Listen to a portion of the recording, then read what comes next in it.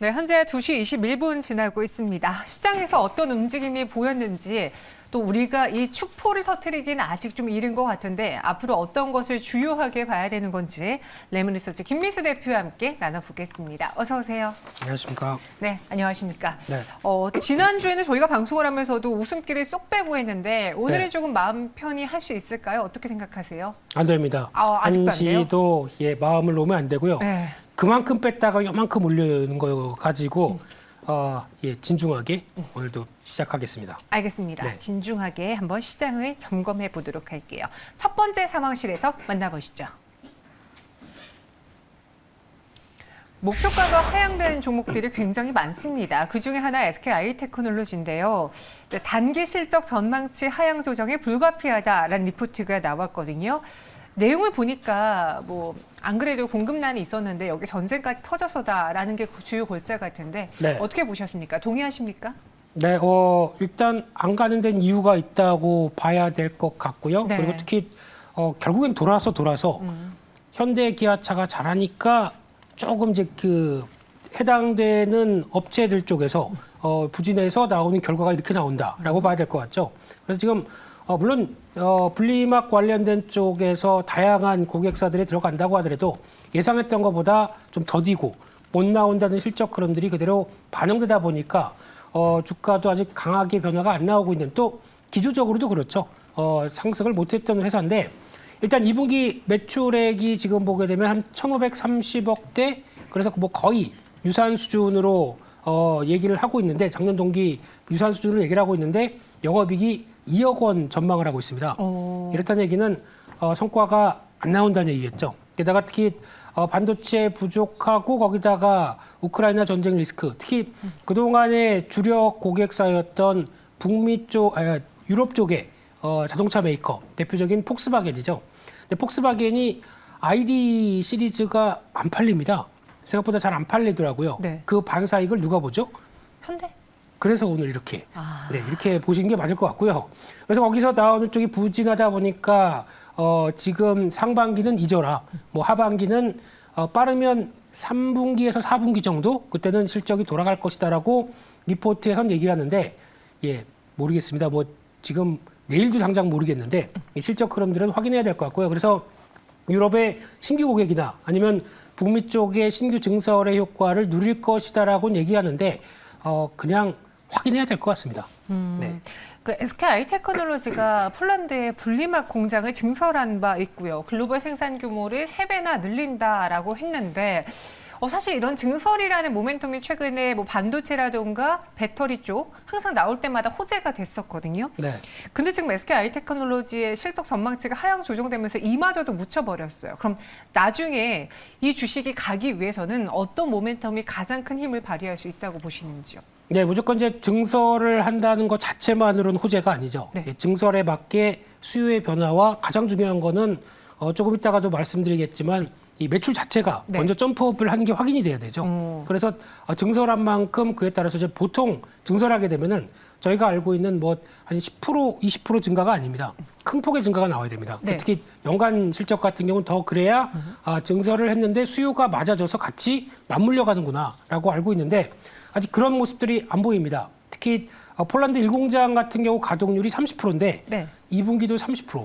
아직 이렇게 되면은 하반기에 개선 기대만 하고 있습니다. 아직까지는요. 네, 그런 쪽에서 지금은 폭스바겐 앞서 말씀드렸듯이 전기차가 판매 목표가 올해 거의 70만 대 가까이 되는데 1분기에 팔린 게 9만 9천 대. 나머지 1,000대 어디 갔나요? 네, 한 10만 대. 네, 10만 대 정도면은 나머지 3분기 동안에 나머지 60만 대를 팔아야 되겠죠. 그러면 최소 20만 대씩 팔아야 되는데 네. 그게 2분기에 잘 안 보입니다. 그런 상황 쪽으로 보게 되면 폭스바겐이 고전 중이다라고 봐야 될 것 같고요. 그런 쪽에서 아무래도 지금 나오고 있는 SKI테크놀로지의 시총이 7조 5천억까지 가는 부분들은 좀 부담이다. 라는 쪽으로 해석할 수 있을 것 같습니다.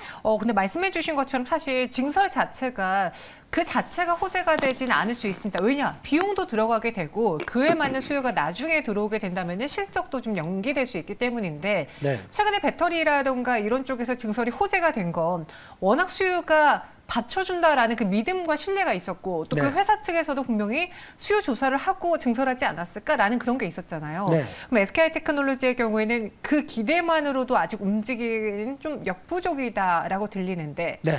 어떻게 투자 전략을 세워볼까요, 그럼? 네, 그래서 앞서 말씀드렸듯이 성과가 나와야 되겠죠. 네. 그 나와야 확인되고 레벨업을 시도하는데 안 그러면 지금 물론 전기차 2차 전지 관련된 업체들 모두 다 비싸다고 하더라도 지금 7조 5천억인데 영업이익 2억 나오는 거 가지고 7조 5천억을 설명을 못 하겠죠. 그래서 하반기에 성과 보고 돼가는 게 좋겠다는 쪽인데 그래도 지금 바닥은 한 쌍바닥 정도로 패턴은 만들어 가는 것 같은데 네. 그렇다고 하더라도 힘은 아직 잘 모르겠습니다. 그러다 보니까 일단 지금 한 11만 5천 원대 정도가 중요한 저항권으로 보여지고 있고요. 개파락이 나왔던 부분들이죠. 그 부분에 대해서 강한 돌파가 나올 수 있을 것인가는 아직은 잘 모르기 때문에 그 정도 부분에서는 좀 관리를 할 필요가 있지 않나. 근데 특히 2분기 실적 이 정도라고 해서 아마 어느 정도 지금 알려지기 시작했겠죠. 네. 그래서 부진할 것이다 라고 알려지는데 막상 부진한 실적 발표되고는 또 어떤 변화가 나오는지 이 부분도 체크를 하면서 좀 길게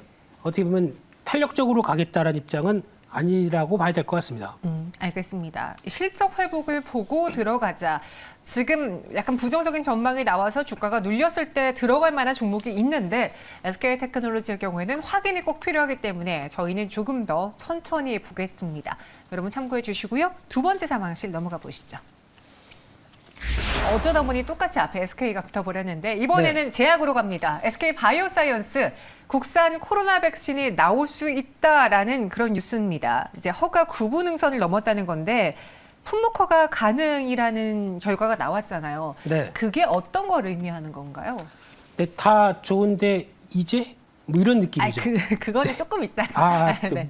네. 죄송합니다. 예. 취소하고요. 네. 그래서 지금 중앙약사심의위원회 쪽에 자문을 받았다고 합니다. 네. 그래서 이게 지금 코로나19 백신 지금 스카이 코너 관련된 쪽에 그러니까 지금 원 멀티주라고 하는 쪽인데 이쪽이 어떻게 보면은 이번에 계속 SK 바이오사이언스가 끌어왔던 대표적인 국내 처음에 백신, 최초 백신 쪽으로 끌어왔던 부분들이죠. 이거에 대해서 품목 허가를 받을 수 있겠느냐라고 자문을 구했더니 네. 가능하다라고 답변이 왔었죠. 그래서 아마 빠르면 이제 식약처에서도 허가가 나오는 부분까지 기대를 하고 있고, 그래서 뭐 거의 구분능선 넘었다 이런 관쪽으로 바라보는데, 근데 지금 살짝 또 뉘앙스가 약간 이상한 거는 그래도 예측 가능한 지금 보면 이상 반응 사례가 발생을 할 수 있기 때문에 1차로 접종할 때 안내는 좀 필요한 게 아니겠느냐라고 권고를 했다고 합니다. 네. 그래서 이 부분은 일단 뭐 다른 백신도 거의 비슷한 현상이 있겠지만은 그에 따른 이제 위험 경고와 관련된 쪽 이런 부분에 대해서는 한 번쯤 염두를 해라라는 쪽으로 나오는 것 같은데 그래도 이제 허가가 되겠다. 특히 이런 큰 질병이 나왔었을 때 토종 백신이 있느냐 없느냐는 또 대응 능력이 상당히 커질 변화가 될 수밖에 없겠죠. 네. 그런 쪽에서는 일단 자신감은 찾을 수 있겠다. 이게 지금의 뉴스의 핵심이 아닌가 싶습니다. 네. 앞서 김민수 대표님이 가장 먼저 보였던 반응이 아니 이제서야? 이라고 하셨잖아요. 근데 네. 많은 투자자분들이 이렇게 생각하시는 것 같아요. 저희 채팅방에서도 오이님이 아니 지금 나오면 어떡하냐 네. 이렇게 말씀을 해주셨는데 그러니까 그래서 주가의 반응도 예전만큼 강하진 않습니다. 예전이었다면 뭐 상한가도 갈 수 있을 만한 그런 소스였을 텐데 네. 지금 그럼 SK 바이오사이언스의 재료는 호재가 나오더라도 기대하는 정도는 그 수준까지는 못 갈 정도인지 혹시 앞으로 SK 바이오사이언스의 재료는 끝났다라고 보십니까? 아니면 또 다른 게 있다고 보십니까? 일단 뭐 고생 많이 하셨는데 네. 그래도 지금 성과 내시느라고 밤잠 못 주무시고 열심히 하셔서 그래도 이 정도까지 끌어내 주신 건 감사합니다. 그런데 이제 시장은 그래도 주식 시장에서는 약간 타이밍이라고 봐야 되겠죠. 타이밍이 중요해요. 그렇죠. 네. 거기에 조금 안 맞았다. 특히 지금 코로나 관련된 쪽에서 이제 리오프닝 쪽으로 들어오다 보니까 관심이 많이 떨어진 입장 쪽에서 혹시나 만약에 또 다른 모멘텀을 받는다라고 하게 되면 이런 일이 있어서는 안 되겠지만 또 이제 가을이나 또 겨울 때 재유행하는 현상이 나오게 되면 그때 또다시 부과금 받을 수가 있겠죠. 근데 그거를 뭐 예측할 수도 없고요. 그걸 뭐 기대할 수도 없는 상황이다 보니까 그런 정도로 보되 게다가 또 지금 제약바이오 섹터가 좀 강하죠. 네. 그래서 거기서 나오는 효과까지도 살짝 기대는 하겠는데 그럼에도 불구하고 이제 그러면 이거 빼고 다른 뭔가를 좀 보여줘야 됩니다. 그러면 지금 SK 바이오사이언스가 하고 있는 CMO, 뭐 CDMO 이쪽에 대한 어떤 성과라든가 또 이제 백신 쪽이죠. 네. 이쪽에 뭐 페리엄 구균 같은 경우 이쪽에서도 백신 성과를 낸다고는 하는데 이런 다른 무언가 플러스 알파가 있어야 되겠죠. 이게 제일 중요하지 않나 싶습니다.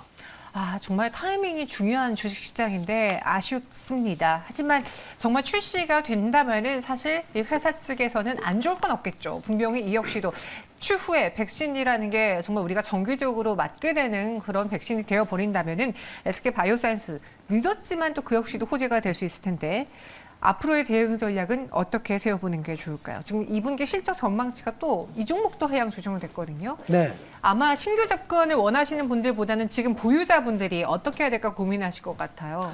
네, 아무래도 근데 2분기 실적 관련된 쪽은 이제 또 잘 보셔야 되는 게 네. 이제 대부분의 종목들이 어떤 2분기 실적이 서프라이즈하다라고 볼 수 있는 종목들이 거의 없겠죠. 그런 쪽에서 이제 눈높이가 낮아가면서 나오는 변화들은 계속 또 체크를 해야 될 것 같은데 특히 마찬가지로 SK바이오사이언스도 거의 그런 상태라고 봐야 될 것 같고요.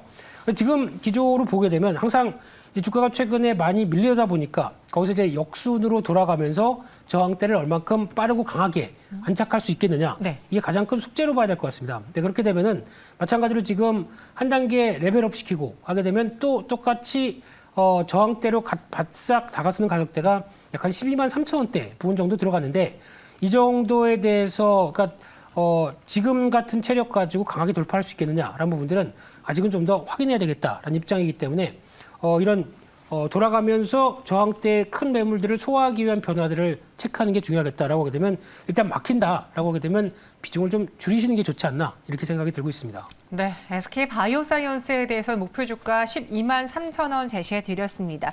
타이밍이 조금 아쉬워서 조금 더 빨랐다면 어땠을까라는 한 줄 평으로 드렸고요. 마지막 상황실 넘어가 보겠습니다. 생각보다 저조한데 우리 금융지주예요. 사실 저희가 오늘 상황시 3개의 종목의 특징을 보면은 이 시장 반등에 상승할 수 있어도 지금 가장 핫한 섹터는 아니는 거예요. 왜냐, 우리가 너무 먼저 축포를 쏘아 올리기보다는 이 반등을 기술적 반등으로만 본다면은 과연 이런 종목들을 어떻게 해야 될까 고민하신 분들을 도와드리기 위해서 꼽아봤거든요. 네. 그 중에 하나가 의류금융지주인데 금리 인상 시기에 왜 이렇게 은행주들이 휘청거리는 걸까요? 네, 오늘 종목 3개 다 뭔가 확실하게 강하게 뭐 이렇게 얘기할 수 있는 게 좀 적네요. 네. 일부러 일부러 그런 거예요. 네. 고민이 많으시겠죠. 보유하신 분들은. 그래서 특히 우리 금융지주 은행주로까지 확대돼서 보게 되면 아니 왜 금리 인상한다는데 왜 이래? 왜 이래? 라고 하는 생각이 많이 드실 텐데 네. 그래도 최근에 나온 뉴스를 보게 되면 은행 쪽은 아무래도 우리 국내 은행도 마찬가지겠지만 정책적인 입김에 많이 좌지우지 된다라는 쪽으로 생각을 하게 되면 보통 저희가 알고 있는 자본주의 사회에서의 자유로운 은행의 의사결정에 대해서는 조금 좀 제약적인 부분들이 있겠죠. 특히 이번 같은 경우도 이번 정부에서도 대출금리 쪽을 인하 유도를 하는 네. 이런 얘기들이 나오다 보니까 뭐 자발적으로라고는 은행 쪽에서는 얘기하네요. 근데 그런 쪽에서 나왔을 때 이제 금리를 인하를 하는데 물론 크지는 않습니다만 그래도 그렇게 나오면서 어떤 변화를 가져가겠다. 근데 이게 지금 또 하나의 노리는 효과가 단순히 뭐 정부의 입김이라기보다도 지금 같은 경우에서 지금 한 1월 달부터 한 5월 달까지 보게 되면은 가계대출 쪽에서 네. 한 7조 이상으로 상환을 해버립니다. 그만큼 여윳돈이 좀 있었던 거죠. 네. 갖고 있었던 건데 이거 지금 금리가 계속 오르는데 안 되겠다. 상환해버리죠. 그러면 빠르게 이게 나오기 시작한다라고 되면 은행 입장 쪽에서는 은행의 매출은 대출입니다. 쉽게 말씀드리면. 그렇죠. 거기서 수익이 발생하기 때문에 그러는 상황에서 이거를 좀 인하를 유도를 해야 그래도 이번에 인하 금리가 좀 저희 은행 자체적으로 낮아졌기 때문에 좀 끌고 가보시면 어떻겠습니까? 뭐 이렇게 얘기할 수 있는 명분이 있겠죠. 네. 그래서 이런 것도 같이 있을 것 같고요. 게다가 또 만약에 이제 기준금리가 빠르게 올라가는데 시중금리가 그만큼 같이 동반돼서 못 올라가는 현상이 나옵니다. 왜냐하면 경기가 괜찮겠어? 라고 하다 보니까 시중금리가 뭐 10년물 국채금리 미국에서도 마찬가지로 같이 영향을 그대로 같이 안 가죠. 네. 정체가 돼버리죠. 그렇게 되면은 국내에서도 만약에 한국은행이 빠르게 기준금리를 올린다고 하더라도 이런 현상이 발생했을 때 오히려 예대 마진이 정체가 되는 현상이 나오겠죠. 이런 부분들도 생각이 될 것 같고요. 게다가 더 중요한 거는 금리를 빨리 올린다. 그러면 그동안에 지금 이제 부실화에 대한 부분들이 그렇죠. 얘기가 나올 수밖에 없겠죠. 지난주 목요일이었나요? 오히려 은행주는 흔들리는데 고려신용정보 이런 종목들이 상한가 가고 막 그랬었죠.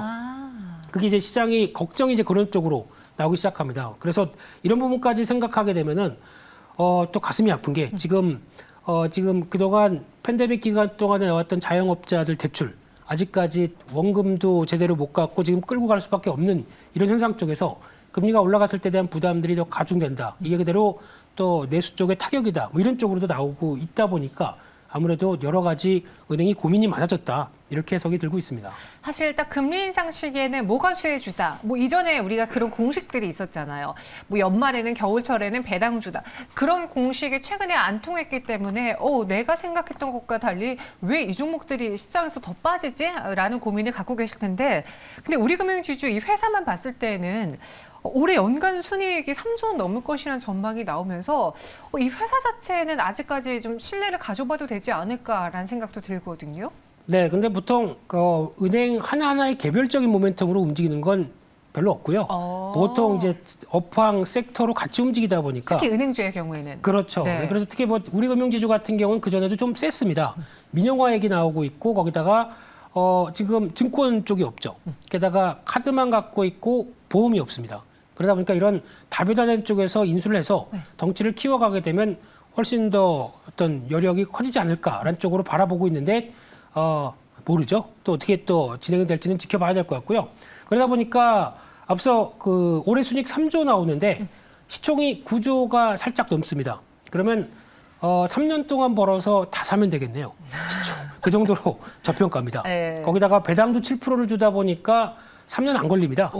네, 이런 상황으로 봤을 때 배당이 높네요. 높죠. 지금 가격 기준이면 높죠. 그래서 아마 오히려 시장에서 그렇게 크게 쳐다보지 않을 때 그냥 안정적인 투자자라고 하게 되면 이럴 때 그냥 조금씩 뭐 매수하는 것도 그렇게 나쁘지는 않지 않을까 생각은 들고 있습니다. 네, 지금 우리금융지주 혹은 뭐 은행주 이런 금융주들을 보고 계신 분들의 생각은 둘 중 하나일 것 같아요. 하나, 이제 금리 인상이 계속된다면은 분명히 이 회사들이 수익이 커지겠지라는 생각. 또 다른 한 축에서는 계속 이렇게 금리 인상이 되면 소비가 침체되게 되는데 그러면은 말씀하신 것처럼 카드사도 갖고 있으니까 그 부분에서의 수익은 또 줄 거 아니에요. 그렇죠. 그리고 계속 경기 침체가 된다면은 대출도 갚지 못하는 상태가 되면서 오히려 은행에게는 악재가 될 수 있는 이 두 가지 사이에서 갈림길에 서 있는 투자자분들 어떻게 대응을 하는 게 좋을지 우리금융지주에 대한 투자 의견으로 정리를 해볼게요. 네, 그래서 지금 기준으로 보게 되면 일단 시장 대비 처져 있습니다. 네. 그런 관점 쪽에서 그렇다고 해서 이게 어떤 성장이나 아니면 저평가이기 때문에 보통 저희가 얘기하는 저평가 종목들이 쭉쭉 올라가는 상황보다는 일단 가격 메리트와 그래도 뭐 어떤 손해보는 상황이 아니다 보니까 뭐 적자가 난 상황도 아니다 보니까 이런 쪽에서 그래도 슬그머니 매수할 수 있는 때는 들어오지 않았나라고 관점 쪽에서 한 12,000원대 초반 정도쯤 들어오게 되면 진입 나쁘지 않아 보이고요.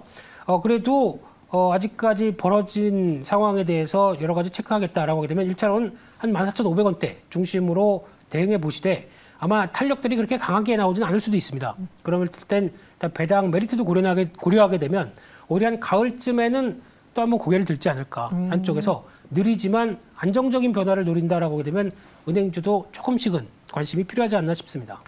네. 지금 내가 이렇게 하려고 산 게 아닌데 내 시나리오가 틀렸네라고 생각하시는 분들 계실 것 같은데요. 우리금융지주 어떠한 투자 전략으로 가져가야 될지 오늘의 이야기로 잘 계획을 세워보시길 바라겠습니다. 오늘 세 가지 상황실은 레몬 남자 김민수 대표와 함께 알아봤습니다. 고맙습니다. 감사합니다.